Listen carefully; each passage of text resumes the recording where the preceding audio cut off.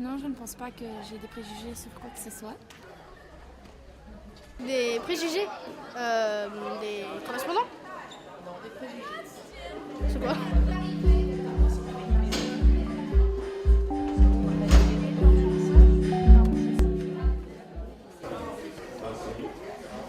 On est prêts. Les oiseaux pondent des œufs. Attends. Moi je dirais non. Moi je dirais vrai. Hein. Moi je dirais faux. Non, tu avais raison. Seules les femelles pondent des œufs. Ah bah oui. Dans un couple, l'homme doit commander.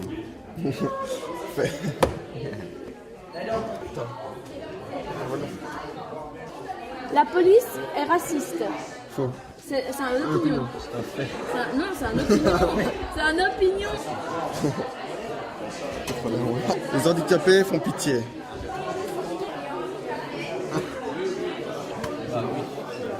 Tu veux bien ça? Les Français sont formidables. C'est un préjugé, absolument.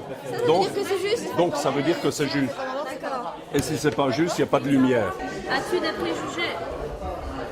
Bah, Bah oui, tout le monde a des préjugés. Oui, comme tout le monde.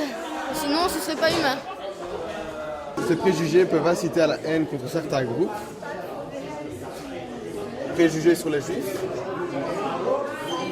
Préjugés sur les musulmans. Un garçon qui tombe amoureux d'un garçon, une fille qui tombe amoureuse d'une fille. C'est normal.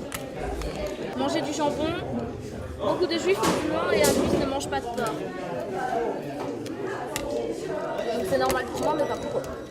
Moi, je pense que c'est une exposition qui est indispensable pour les jeunes, parce que dans le milieu que fréquentent les enfants, généralement, ils ne se rendent pas toujours compte de la conséquence de leurs actes, de la façon de voir les choses, qu'ils puissent, par exemple, blesser ou mettre au banc de leur groupe tel ou tel enfant par une manière de parler ou par une façon de l'exclure, ne fût-ce que par la gestuelle.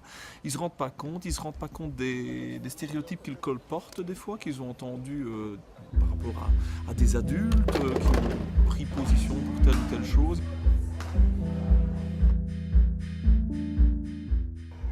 Un bouc émissaire, pour moi, c'est une personne qui, justement, subit... C'est d'une façon ou d'une autre quelqu'un qui n'arrive pas à se faire respecter. Un bouc émissaire, c'est quelqu'un qui... Comme ça, parce que le bouc, ça doit donner paix. Regarde, descend. C'est quoi le but? Il y a plus C'est où le paix? Je ne sais pas pourquoi il y a des personnes qui font ça, qui prennent des boucs émissaires. Oui, souvent à l'école surtout. Par exemple, il y a des personnes qui sont battues alors qu'elles n'ont rien fait et les professeurs les punissent alors qu'elles n'ont rien fait, c'est injuste. Pour la première, pourquoi l'agresseur accuse-t-il le bouc émissaire? Parce qu'il est en train de... C'est fini. Non, parce que regarde, c'est là. Il ne faut pas être accusé lui-même. Deuxième question, pourquoi les spectateurs n'agissent-ils pas plusieurs réponses possibles? Parce qu'ils ont peur de devenir victimes à leur tour. Mais en fait, on a beaucoup de préjugés et voilà. Et parfois, il faut nous démontrer que c'est faux parce qu'on peut les croire, ces préjugés-là. Il faut faire la différence entre les préjugés et les jugements. Les vrais jugements. Les jugements réfléchis. C'est vrai que ça nous a permis de réellement réaliser ça, qu'on a des préjugés, que ça a beaucoup d'importance finalement d'avoir des préjugés. Et qu'il faut faire attention avec ça, quoi.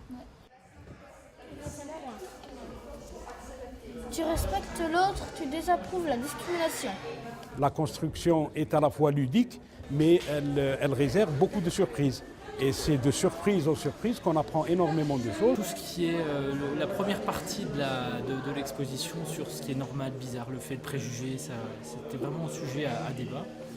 Sur la différence, sur la lutte contre le racisme, le fait que cette exposition nous entraîne à un moment sur des échanges qui naturellement ne se feraient pas. Pourquoi fabrique de la paix? Ça veut dire c'est quelque chose qu'il faut produire en permanence. C'est quelque chose pour quoi il faut lutter. Ça c'est déjà bien pour réfléchir sur le titre et sur la paix. Que ce n'est pas un cadeau, quelque chose donné.